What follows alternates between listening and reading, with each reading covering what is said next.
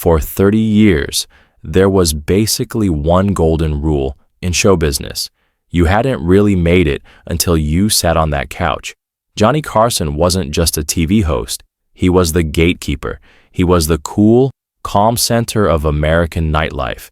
His desk was like a throne, and just a nod from him could turn a nobody into a millionaire overnight. It wasn't just about the money, though. It was about validation. If Johnny laughed, America laughed. If Johnny liked you, you mattered. He was the monoculture personified. Every night, millions of Americans, from factory workers in Ohio to executives in New York, tucked themselves into bed and turned on NBC to see what Johnny had to say. But there was a darker side to The Tonight Show that the cameras rarely showed, even if the audience could feel the tension crackling in the air. We tend to look back at the Carson years with rose-tinted glasses, like it was all effortless charm, clinking glasses, cigarette smoke, and class. We imagine a simpler time when celebrities were untouchable gods. But honestly, that desk was often a battlefield. Carson was stuck in a really tricky spot. He was the bridge between two worlds, trying to stay cool and modern for a baby boomer generation that was questioning everything while constantly hosting the greatest generation icons who were stubbornly, sometimes aggressively, stuck in the past. We aren't talking about simple bloopers, forgotten lines, or awkward pauses today. We're talking about the moments where the mask completely slipped. The times when Hollywood legends dropped the PR act and revealed some deep-seated, ugly prejudices that turned the air in the studio absolutely ice cold. These are the stories of guests who didn't just bomb a joke, they exposed the casual racism that Hollywood tried so hard to hide behind glitz and glamour. From the cowboy icon who openly preached white supremacy to the beloved comedy grandfather who refused to apologize for minstrel shows, these are the 5 times Johnny Carson's guests went too far, and how the king of late night tried to handle the darkness sitting right next to him. Who is a frequent guest on our show. She lives back east now, but she currently is... There is no image more American than John Wayne. The hat, the walk, the voice. For 50 years, he wasn't just an actor. He was the definition of American grit. He was the hero who always saved the day. When the Duke walked onto Johnny's set, the applause didn't just sound like excitement. It sounded like patriotism. He represented a version of America that people desperately wanted to believe in, strong, fair, and uncomplicated. He was the man who tamed the West, the soldier who won the war, the rugged individualist who didn't need anyone's help. But let's be real, there was something pretty rotten hiding under that rugged exterior. For years, people whispered about his politics in Hollywood circles. Everyone knew Wayne was a hardline conservative, but the movie magic kept the brutal reality at bay.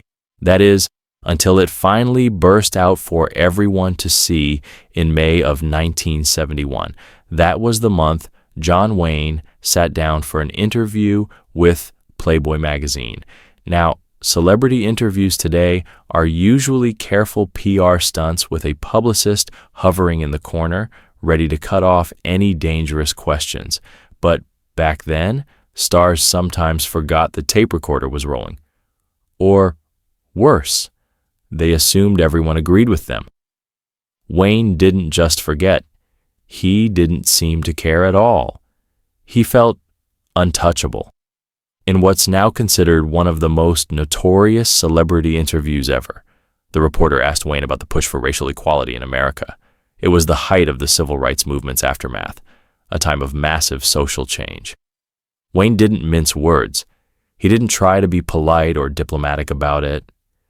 He looked the reporter in the eye and said, "I believe in white supremacy until the blacks are educated to a point of responsibility." Let that sink in for a second. This wasn't a slip of the tongue or a bad joke taken out of context. This wasn't a product of his time misunderstanding. This was the biggest star in the world, the man who symbolized American justice, explicitly endorsing a racist ideology. He didn't stop there. He went even further, claiming he felt no guilt about slavery, calling it just a fact of life, and then justified taking Native American land by saying they were selfishly trying to keep it for themselves. After decades of playing the cowboy shooting Indians on screen, he was telling the world that he believed that violent narrative in real life, too. The interview hit the stands like a bomb going off. It shattered the illusion for millions of people. It polarized the country instantly. But here is where the story gets interesting for us. Wayne didn't vanish. He was way too big to cancel. The concept of cancellation didn't even exist. He had movies to promote, and he had to go back on The Tonight Show. If you watch the footage of Wayne's appearances after 1971, the energy is totally different. Johnny Carson was a master at making guests feel at home, at being the perfect host who could charm a stone. But with Wayne, the temperature dropped about 10 degrees. Rumors suggest that Carson, who considered himself pretty progressive for the time, was deeply uncomfortable. He couldn't ban Wayne, the network wouldn't allow it, and the ratings were huge. So he did something else. It was a haunting scene. The audience was cheering for the movie hero they remembered, clapping for the legend, while the host was managing the white supremacist sitting 3 feet away. It was a perfect snapshot of the era, pretending the ugly truth wasn't there just to keep the picture pretty. Carson was playing the gracious host, but his eyes were cold, reflecting the deep divide tearing through America outside the studio Come walls. back here, I'll never know. Don Rickles. If John Wayne was the stoic hero, Don Rickles was the chaotic villain we all loved. They called him Mr. Warmth, which was obviously a joke because his whole career was built on insults. Rickles was a hurricane. He walked out and nobody was safe. He insulted the audience, the band, the host, and even himself. He was the court jester who could say the things nobody else dared to whisper. He was the id of the American subconscious, screaming out the things polite society kept bottled up. For decades, people defended Rickles by saying he's an equal opportunity offender. The logic was that because he made fun of everyone, white, black, Jewish, Asian, Irish, Italian, he couldn't be a bigot. It was just comedy. It was just Don being Don. If everyone gets hit, nobody gets hurt, right? It was a defense that worked perfectly in the Rat Pack era of cool, detached irony. But looking back now, that defense starts to fall apart. There was a nastiness, a sharp edge to Rickles' material when it came to race that feels different from his other jokes. When he made fun of a white guy, it was usually about his weight or his wife. When he made fun of a minority, it was almost always about their race. And nowhere was this more awkward and, frankly, tragic than with Sammy Davis Jr. Sammy Davis Jr. was one of the most talented entertainers ever. He could sing, dance, act, and play instruments better than anyone in the room. He was also a black man navigating a deeply racist industry. He and Rickles were friends, or at least that's what it looked like on TV. But on The Tonight Show, Rickles would often greet Sammy with slurs that would end a career in seconds today. He'd use terms like spear chucker or make mocking, exaggerated references to Sammy's heritage, turning his identity into a punchline. He would treat Sammy like a prop, a mascot for his own edginess. And Sammy would double over laughing. He'd hug Don, he'd play along, he played the part of the good sport perfectly, flashing that famous grin. This created such a weird, uncomfortable dynamic for the viewer. Was this real friendship, or was it just survival? Was Sammy laughing because it was funny, or because in 1970s Hollywood you had to laugh to stay in the room? If Sammy had gotten angry, he would have been the angry black man. By laughing, he stayed one of the guys. It felt less like two equals joking around and more like a power play that everyone was pretending not to see. Carson was caught right in the middle. Johnny loved Don. They were genuine friends off camera. Rickles made Johnny laugh harder than anyone else. But reports say that even Johnny, with his high tolerance for chaos, had his limits. There were nights when the energy in the studio shifted from fun to hostile, where the laughter felt nervous instead of genuine. One former producer claimed there was a specific incident where Rickles was on a tear, using racial caricatures that were making everyone, including the sponsors, nervous. The joke wasn't landing. It was just stinging. During the commercial break, Carson reportedly leaned over, not with a smile, but with a hard stare, and whispered, "If you say that word again, we are going to black." It was a rare moment of the king pulling rank. Carson knew Rickles was gold for ratings, but he also knew the culture was shifting beneath their feet. The pass that Rickles had for years was starting to expire. The sad part isn't just the words Rickles used. It's realizing that millions of people sat at home and laughed, telling themselves it was harmless, while reinforcing the very stereotypes that were tearing the country apart. It forces us to ask, at what point does satire just become bullying? Marty Allen. No, Bert Reynolds. Now, let's talk about something you hardly ever see: Johnny Carson acting as a censor. The Tonight Show was famous for being live to tape. Mistakes happened. Animals peed on the desk. Ed McMahon messed up the intro. Guests showed up drunk. Usually, Johnny just rolled with it. In fact, he loved it when things went wrong. It gave him great material for the monologue. He built his brand on being spontaneous and unflappable, the master of the save. But there was one guest who pushed the line so far that Carson allegedly took action to erase it from history. Enter Bert Reynolds. In the 70s, Bert Reynolds was the coolest guy on the planet.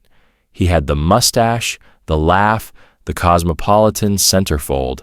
He was the ultimate good old boy, a charmer from the South who didn't take himself too seriously. He and Johnny had incredible chemistry. Some of the most famous viral moments in the show's history involve Bert having chaotic, sexy fun with whipped cream or razor blades. He was Teflon. Nothing seemed to stick to him. He was the guy every man wanted to be and every woman wanted to be with. But that good old boy persona has a dark side.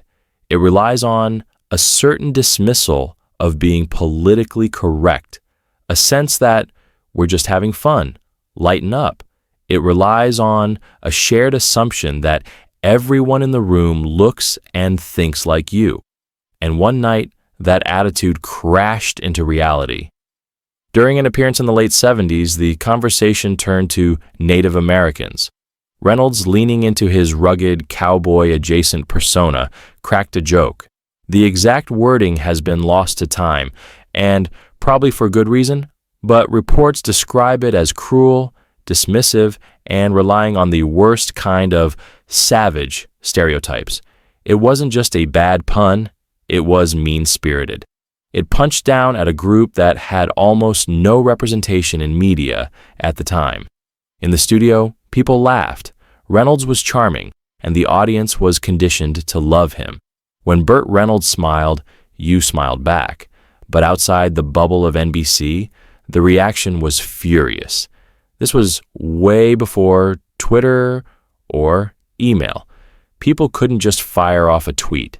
They had to sit down, write a letter, stamp it, and walk it to the mailbox. And they did. NBC was flooded with complaints from viewers who were tired of being the butt of the joke.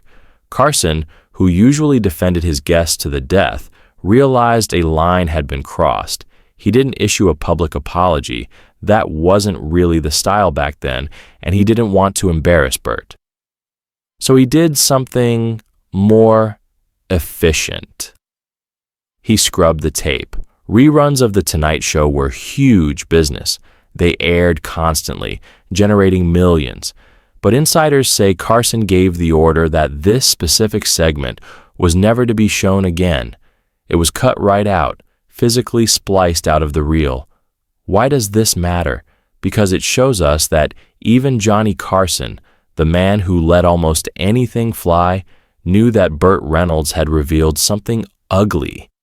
It was a crack in the mask. For a few seconds, Reynolds wasn't the charming movie star. He was just the guy at the end of the bar telling a racist joke that makes everyone look at their shoes. Carson saved his friend's reputation by hiding the evidence, but the moment proves that casual cruelty often passed for charm back then, until the audience finally said, enough. It was one of the first times the audience pushed back against the star. A preview of the accountability culture we live in today. Welcome, please, Mr. Charlton Heston.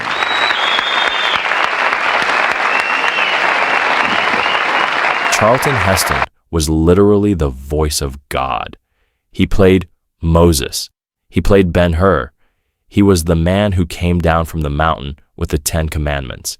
He had this gravity, this seriousness about him that made him feel more like a living statue than a regular guy. When he spoke, you listened.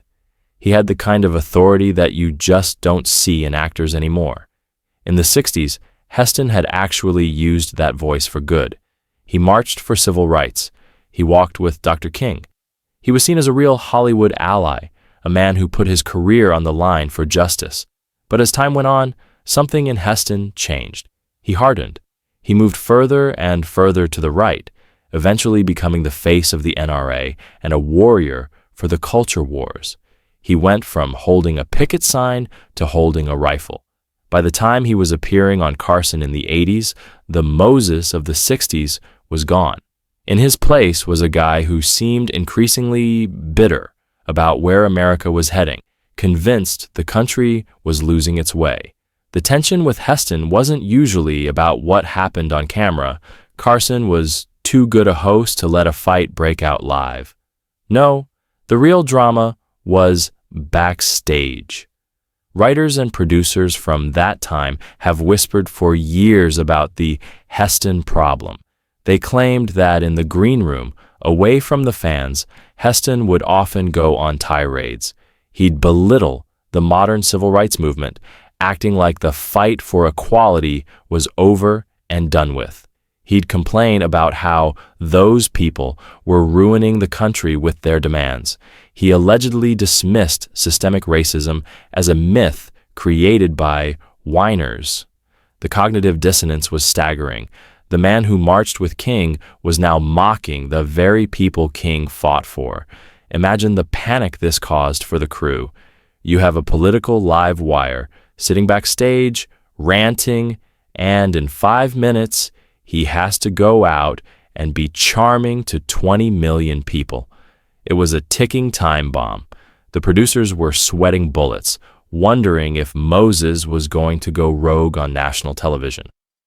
Insiders say Carson would explicitly tell his writers to keep it light. No political questions, no current events. Don't give him an opening. Ask him about the old movies. Ask him about the chariot race.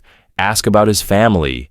Do not, under any circumstances, let him start a speech.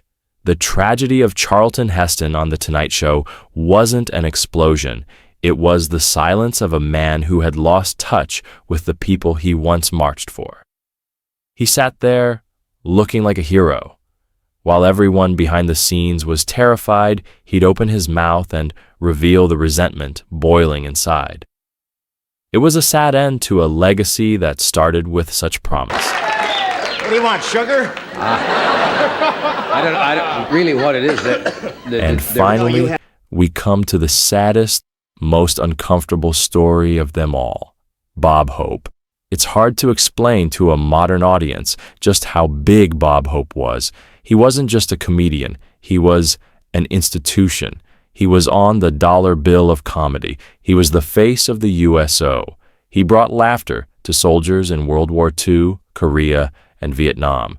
He was the grandfather of American comedy, a man who felt like he had been on TV since the invention of electricity. But Bob Hope was also born in 1903. He came up in vaudeville, and in vaudeville, one of the staples was the minstrel show, blackface, grotesque caricatures, mockery of anyone who wasn't white. It was a cruel, blunt form of humor that relied on the idea that being other was inherently funny. For most of his life, this was accepted. It was mainstream. But as the 60s turned to the 70s and 80s, the world changed. Civil rights happened. The culture evolved. Comedy became smarter, sharper, and more introspective. Bob Hope did not. He refused to update his act. He genuinely didn't understand why he couldn't do the Asian voice or the black dialect routines that killed in 1945. He didn't see it as racism. He saw it as classic comedy.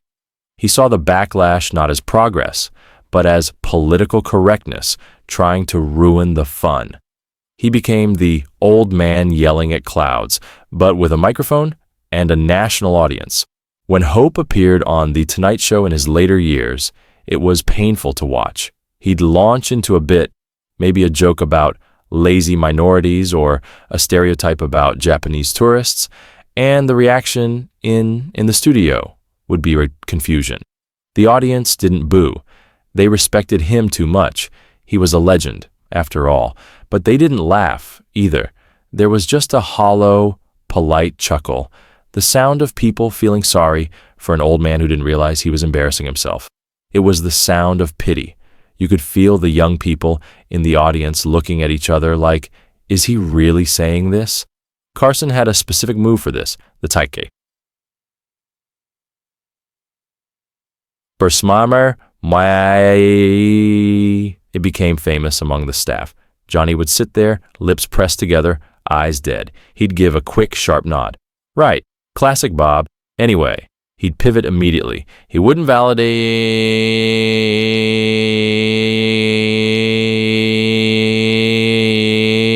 He wouldn't scold the grandfather of the industry either. He protected Hope from the silence, but he couldn't protect him from the truth. It was a slow-motion tragedy. Bob Hope, a man who lived for applause, was dying on stage, not because he wasn't talented, but because his talent was wrapped in a racism he refused to shed. He became a ghost in his own lifetime, a relic of an era that America was desperately trying to leave behind. He proved that you can be the biggest star in the world, but if you don't grow with your audience, you will eventually be left alone in the spotlight. Johnny Carson retired in 1992. When he left, he took with him an era of TV that will never exist again. He was the great unifier. We all watched Johnny. He was the last thing we saw before we went to sleep. He was the grandfather clock in the hallway of American culture. Steady, reliable, and always there. But looking back at these 5 guests, John Wayne, Don Rickles, Bert Reynolds, Charlton Heston, and Bob Hope, we see the cracks in the mirror. Carson tried to hold it all together. He tried to bridge the gap between old Hollywood prejudices and the new, modern reality. He tried to please everyone, which is the hardest job in the world. Sometimes he succeeded. He managed the egos, softened the blows, and kept the show moving. But other times, the ugliness was too big to hide. In the freeze-out of John Wayne, in the tight smile at Bob Hope, and in the deleted tapes of Bert Reynolds, we see a host who was struggling with the same thing the entire country was struggling with. How do you love a legend when you realize they despise who you are becoming? How do you separate the movie star from the man? These moments on The Tonight Show weren't just bad TV, They were warning signs. They were the tremors of a culture war that is still shaking us today. And maybe that is the true legacy of Johnny Carson. He didn't just show us the stars, for better or worse, he showed us ourselves.